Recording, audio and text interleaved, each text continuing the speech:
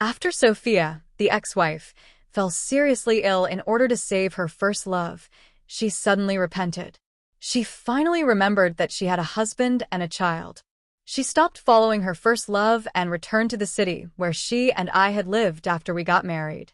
Sophia thought that her return 3 years later would be the biggest surprise for me and my child. I held my child's hand and stood at the airport gate. My ex-wife Sophia was stunned when she saw us. Mom. Son William shouted happily. My ex-wife Sophia's eyes instantly turned red. She staggered a little and was about to run over, but a well-dressed woman next to her pastor picked up the child and threw herself into my arms.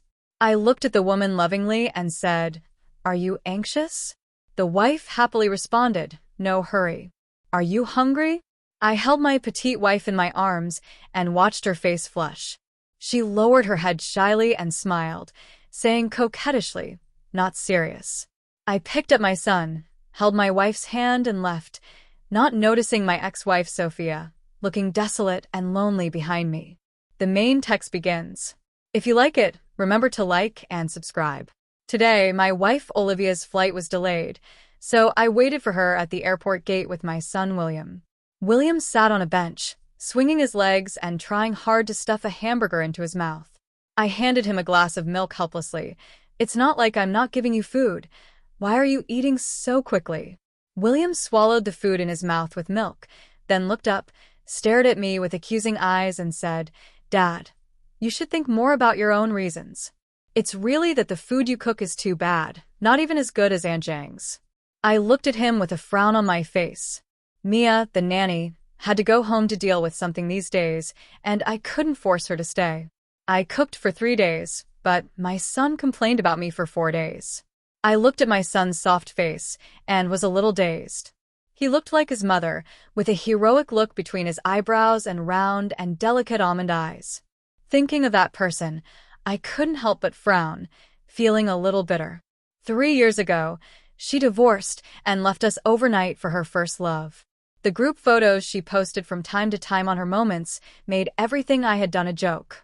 Later, I blocked all her updates and slowly forgot about her. I sighed and pushed the past memories out of my mind. Why did I suddenly think of her and want to make things difficult for myself? Suddenly, William's voice came to my ears. "Dad, look. It's Mom's plane." I looked in the direction of his finger and saw that the plane was already slowly landing. I quickly finished the remaining food on the plate, holding my son with one hand and holding an umbrella with the other, and walked quickly towards the exit, muttering to myself, "Son, hurry up and don't keep your mother waiting for too long." William nodded heavily, said yeah, and ran towards the beautiful figure who had just appeared with a cheerful step and called out coquettishly, "Mom." The flight came back late, and there were not many people waiting at the exit. I couldn't hide my excitement, and I ran forward in 2 steps, shouting excitedly, "Wife." My wife Olivia seemed to have heard the noise, and she smiled as she ran towards us, passing the thin lady next to her. I hugged her tightly, and as she called my name affectionately in my ear, I felt that the depression in my heart was swept away. Olivia touched her son's little head, stared into my eyes, and said lovingly, "Are you anxious waiting? Do you miss me?" Although there weren't many people around, were still people watching us. I ignored the outside world's gaze and kissed her on the face, proving my longing with my actions. I was about to answer Olivia when my trouser leg was pulled. We looked down together and saw my son anxiously holding out his hands and shouting, "Mom, Mom." I smiled helplessly and picked him up so that he could look Olivia in the eye. William twisted his body, hugged Olivia's neck, pouted, and gently touched her other cheek. William misses his mother too. After saying that, he became shy, covering his face with his hands. A faint blush appeared on his cheeks.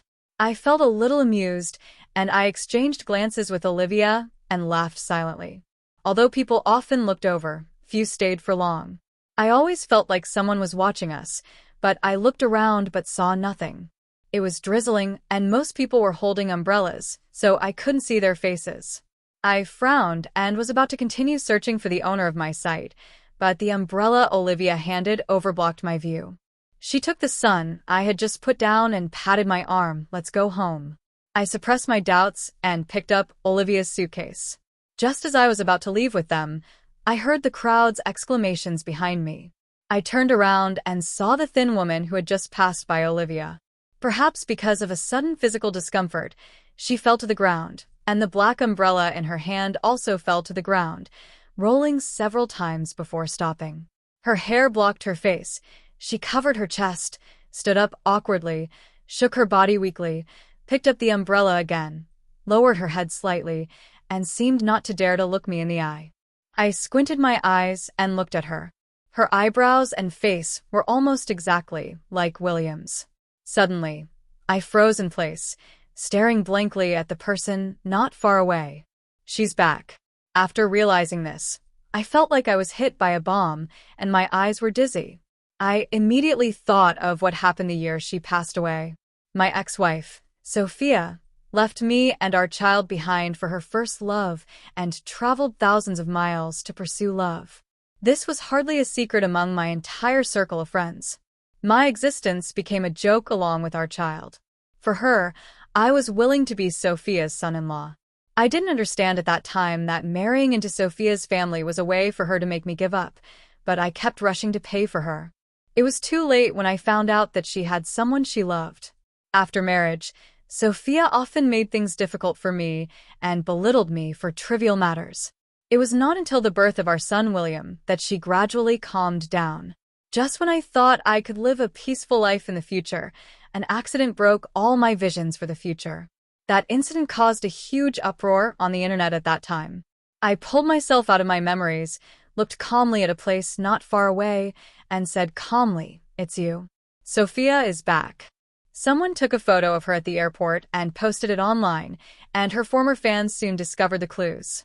Her retirement from the entertainment industry was also a sensation at the time, and fans cried in the comment section, asking her not to leave. Sophia chose to quit the entertainment industry in the year when she was at the peak of her popularity to chase her lover. She followed that person for 3 years without any news. Sophia was free and easy, but I was cyberbullied and became depressed. Sophia's reason for quitting the entertainment industry was to return to her family. The radical fans didn't know the inside story and only guessed that their idol's husband didn't want Sophia to show up in public again.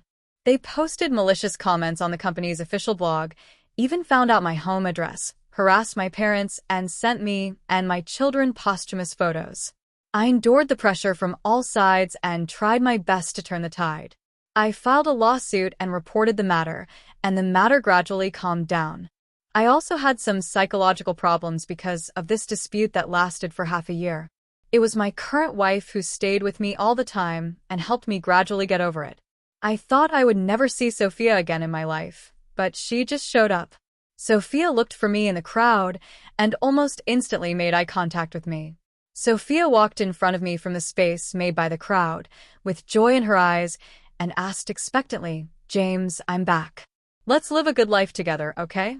Sophia looked at me straight and tried to hold one of my hands, but I dodged her. I responded in a cold tone, "MS. Sophia, we are divorced. Please respect yourself." Sophia looked incredulous, as if she hadn't expected that I would reject her like this after she had lost face. Sophia's breathing began to become rapid, her chest rose and fell violently, and she roared angrily, "No, it's not like that. We are not divorced. I didn't agree. You can't leave." I frowned, feeling a little irritated. My wife, Olivia, took my arm, and I turned my head to look at her. She gave me a reassuring look.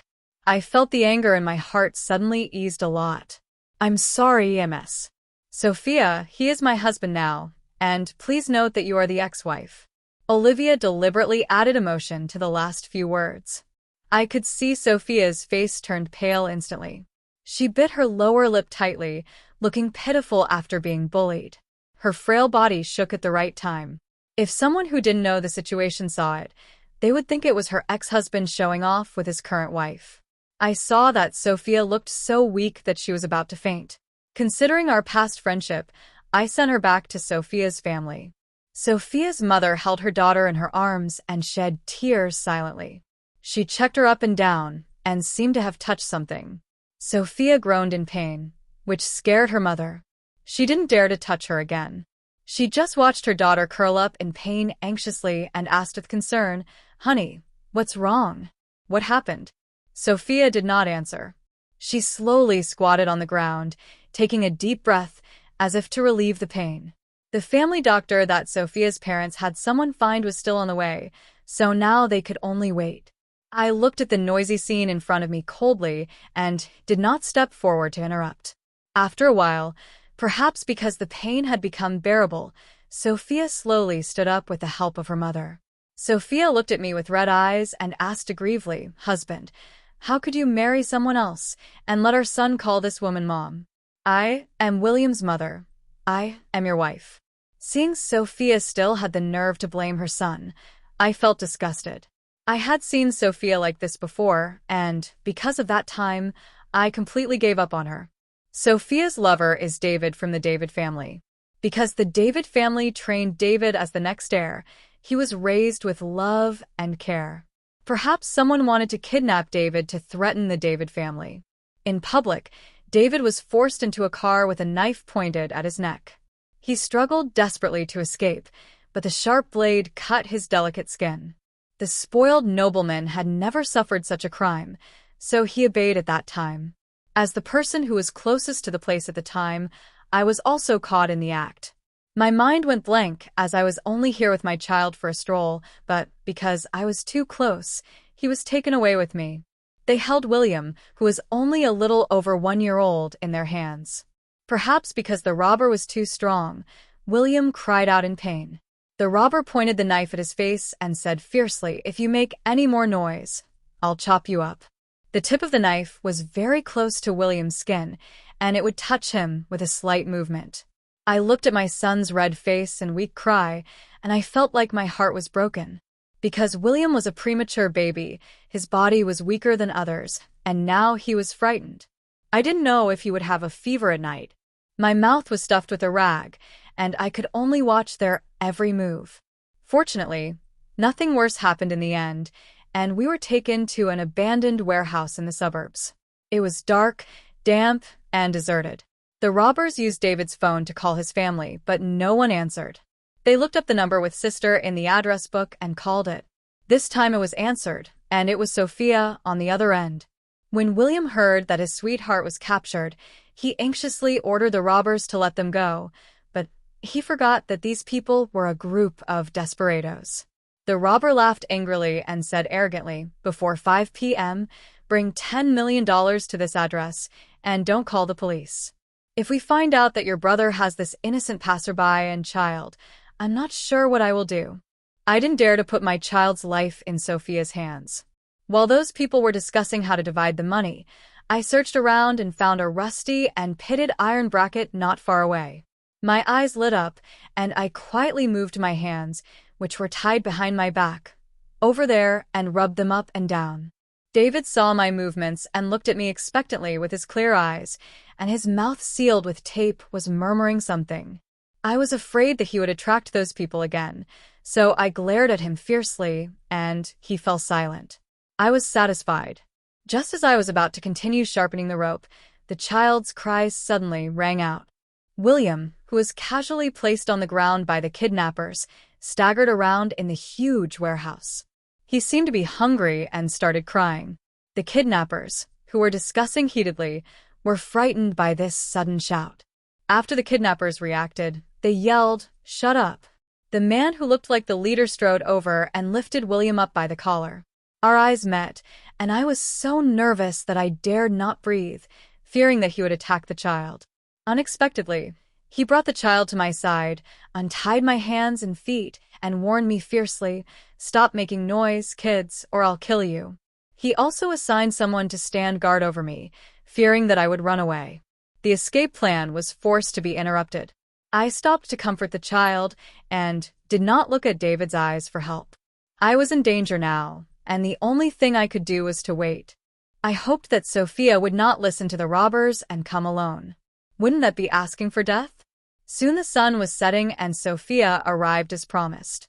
The first thing she saw was David leaning against the wall, drowsy, and then she saw me standing beside him, holding the child. Sophia asked in surprise, "Why are you here too?" I didn't say anything, but the robber became more interested and said jokingly, "Isn't this the famous star? You actually know him?" I frowned and answered, "I don't know him." Sophia excitedly shouted, "We know each other."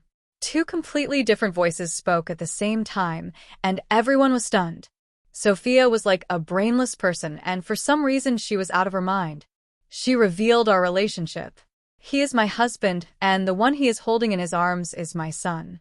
I thought the robbers had no ill intentions towards us, and the younger brother who had been guarding me let it slip during the conversation that they wanted to release my son and me first, and then release David after getting the money. After all, I was just a passerby who was implicated, and as long as nothing unexpected happened, my child and I would be safe. As soon as Sophia said this, there was an inevitable argument. As I expected, the robbers' eyes changed instantly. They would not let us go so easily. The robber leader hesitated for a moment and said loudly, "Well, your son won't count, but if you want to save your husband, I'll double the amount." I can't quite remember what was said afterwards, but I only remember that Sophia chose David without hesitation. I still remember her indifferent back as she supported David and walked out. I thought my son and I were dead, but plainclothes police showed up and had a gunfight with the robbers. I held my son in my arms and hid myself from the bullets. When the noise outside died down, I realized I was abandoned in the wilderness. I walked back to the city and got on the bus again. This high-profile kidnapping case also came to an end amid discussions among netizens, who only believed that Sophia, as a star, bravely rescued the kidnapped person together with the plainclothes police. My memories came back to me, and the past events were playing before my eyes like a movie, which seemed a little unreal. I didn't want to stay here any longer, so I squeezed my wife Olivia's hand and winked at her. Seeing that Olivia understood what I meant, I turned to look at Sophia and said, "We are no longer related, and the law has awarded my son to me. We are on our own terms, and from now on we owe nothing to each other and have no relationship." After that, I pulled my wife and son and turned to leave. Sophia was stunned. Then she came to her senses and yelled at us. "I don't agree. I won't give up." No one paid any attention to us, not even a glance. All we could hear was the noisy discussions behind us, mixed with Sophia's mother's efforts to persuade us, which then became quieter and quieter. After I left Sophia's family villa, I felt like I was alive again. I had a feeling that Sophia would not give up just because of my words. I didn't know why she gave up pestering David and returned to the city, but everything had nothing to do with me. I looked at Olivia beside me. She was like a little sun, warming my wounded heart. After returning to our cabin and putting Olivia's luggage back upstairs, I collapsed on the big bed as if I had lost all my strength. While lying down to rest, I took out my phone and saw that the news had caused an uproar on the internet. Once a popular actress, Sophia, has reappeared in the public eye, and many people are curious about her purpose. Sophia had not been heard from for 3 years, but she has become a hot topic this time. Could she be taking this opportunity to make a comeback? Maybe she couldn't make it abroad, so she came back to make money. Of course, there are also fans and haters who have been waiting for a long time. Netizens are discussing. I cried. My sister finally came back. That man finally let our sister go free. I will never regret loving Sophia in this life. I will still be her loyal fan in the next life. She has a healing smile, is considerate, gentle and caring, has a fairy-like appearance, is sunny and beautiful, is stunning at a glance, and has a bright moon and a cool breeze. She is the most beautiful Sophia in the world, the most beautiful woman. Sophia's fans are making confusing comments again. In the picture, Sophia looks abnormally thin. She is as thin as a bamboo pole. Could she have smoked? You smoked it, your whole family smoked it. It must be that man who abused Sophia, which made Sophia so thin. Fuck, Sophia's fans are all crazy. I put down my phone silently. This is not my fault. Regarding Sophia's retirement, these fans who are too bored to ask the real person blame her agent and the entertainment company, and all blame me. I am the most innocent one. Not only did my wife run away with someone, but I was also cyberbullied. Who can be more miserable than me? It's really one wave after another. I just lay there in bed and fell into a deep sleep, and even the sound of Olivia opening the door didn't wake me up. When I opened my eyes again, it was already dark. I was wrapped in the quilt, sealed tightly. I was a little amused and was trying to get rid of the quilt when Olivia came in. Seeing my helpless look, Olivia pretended to be surprised and asked, "Hey, honey, why are you so tangled up like this? Aren't you hot?" If I hadn't seen her frown, I would have really believed her. I finally got out with Olivia's help, and my back was sweating a lot. I don't know how Olivia wrapped me up by herself. Olivia and I lingered in the room for a while, and then we went downstairs. The child at the table was eating with his mouth full of oil. When he saw us coming down, he waved his hands with his greasy paws and said coquettishly, "Mom, Dad, come and eat, it's delicious." We sat down and Olivia opened the trending search list and placed it in front of me. "Sophia publicly apologizes." A conspicuous headline appeared at the top. "Olivia, this is—" I didn't understand what my wife meant. She reached out and clicked on it, opened the video, and said calmly, "You'll know after you take a look." In the video, Sophia was wearing a loose white dress, which made her look even thinner. Perhaps because she had been crying, her eyes were red and filled with tears. When she opened her mouth, the big tears flowed down her face. Sophia said with a choked voice, "I have thought about it for a long time over the years. I feel guilty towards all the fans who care about me, as well as my parents and family. Of course, I feel even more sorry for my husband. It was because of my selfishness that he was caught up in the public opinion storm. I am sorry." Sophia lowered her head, her eyes tearing up, causing fans to shout, "Baby, don't cry." Sophia wiped her tears and continued, "I'm sorry for taking up public resources. I'm sorry for causing inconvenience to everyone because of me." Sophia's tears fell, and the video ended. I fell silent. Everything I had been through ended with Sophia's simple "I'm sorry." Here's the reformatted text with each sentence as a separate paragraph. I looked through the comments, and they were basically dominated by fans. There were few different voices. I simply put down my phone and met my wife's worried eyes. I shook my head and said firmly, "No matter what, some things have been done, and no matter how much you apologize, you can't go back. What's more," I placed my hand over Olivia's and continued, "I have you now." The bright moonlight in the night sprinkled in the garden, covering the earth with a hazy veil. I sat in the pavilion, emptying myself and enjoying this rare, quiet time. The sudden ringing of the phone startled me, and I opened my eyes immediately.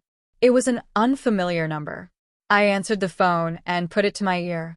Before I could say anything, I heard a crying voice on the other end, "James, I miss you so much." It was Sophia.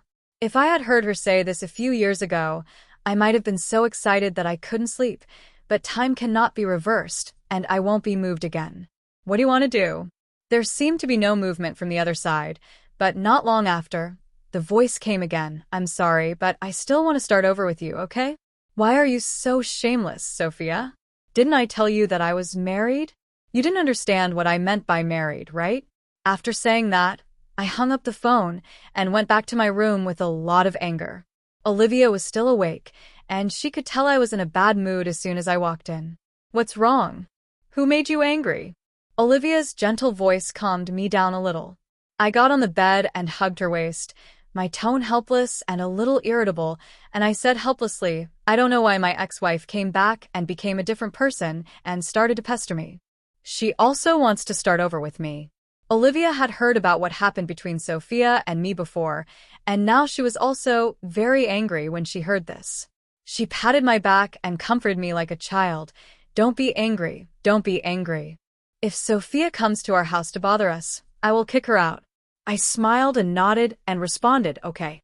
Since our last phone call, Sophia didn't come to my house. Instead, she started to block people downstairs of my company, causing her fans and onlookers to often block the door, causing internal members to complain more than once. After trying to get rid of her many times without success, I decided to talk to Sophia. I took the initiative to ask her out, but she posted a status online that successfully made me even more annoyed with her. Sophia tweeted, "He asked me out." The following people all wished happiness and everlasting love. I only knew about this after my assistant reminded me, and when I knew about it, it was discussed and became a hot topic again. As a last resort, I logged onto the company's official account and posted a statement to clarify, "I'm married, please don't disturb me." I no longer paid attention to the online turmoil, and Sophia stopped making trouble and blocking people. When the day of the appointment came, I sat there waiting early, with an unrelieved irritation on my face.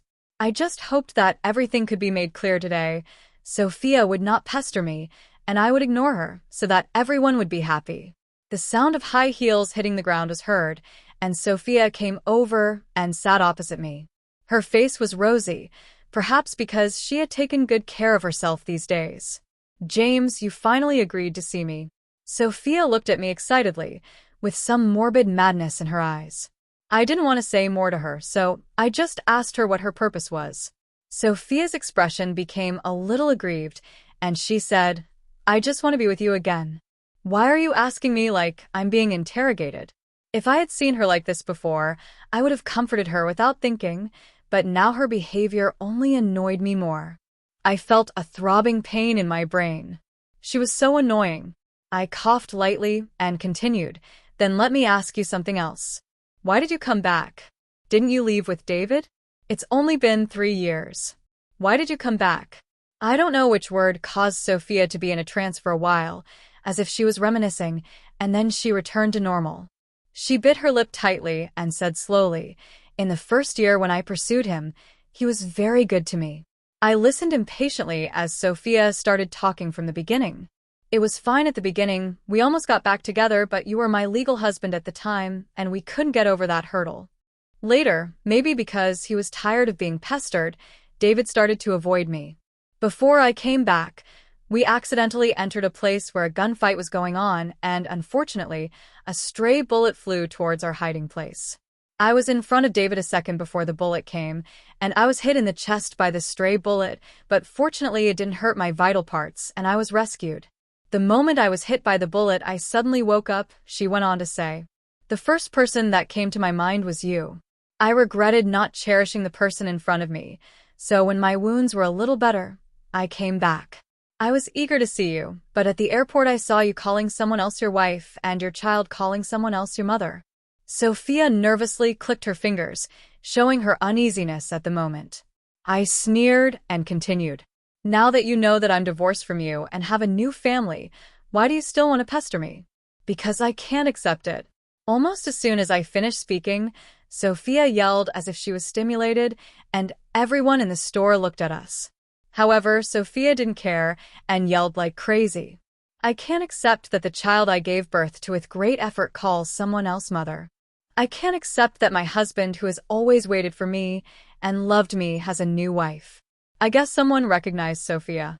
Not only did some people in the store start taking photos and videos, but some were also discussing something in low voices.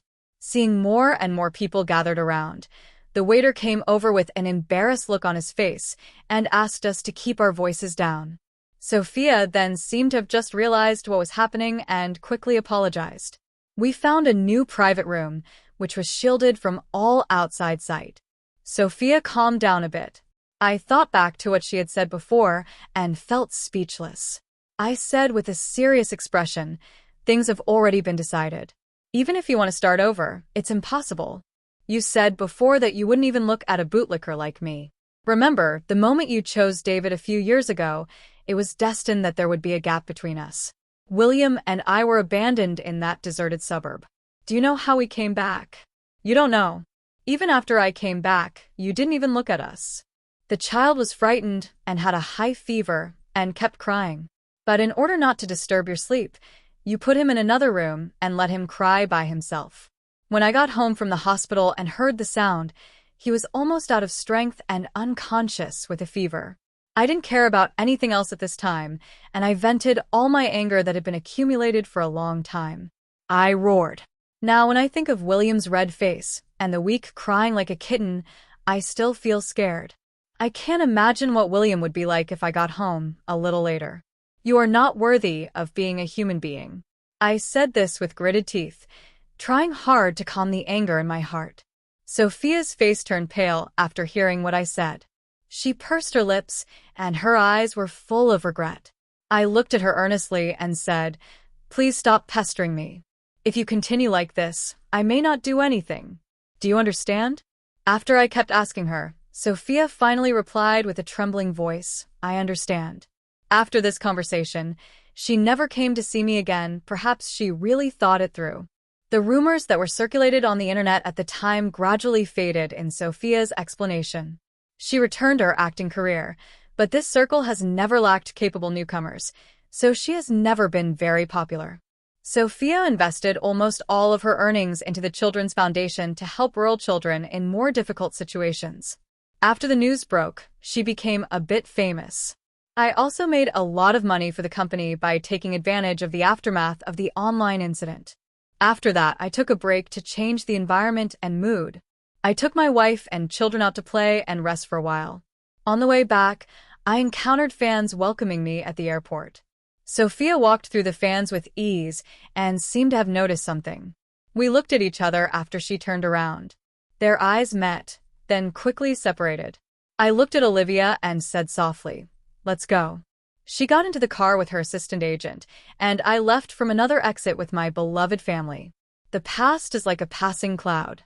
What I want most now is to cherish the people in front of me,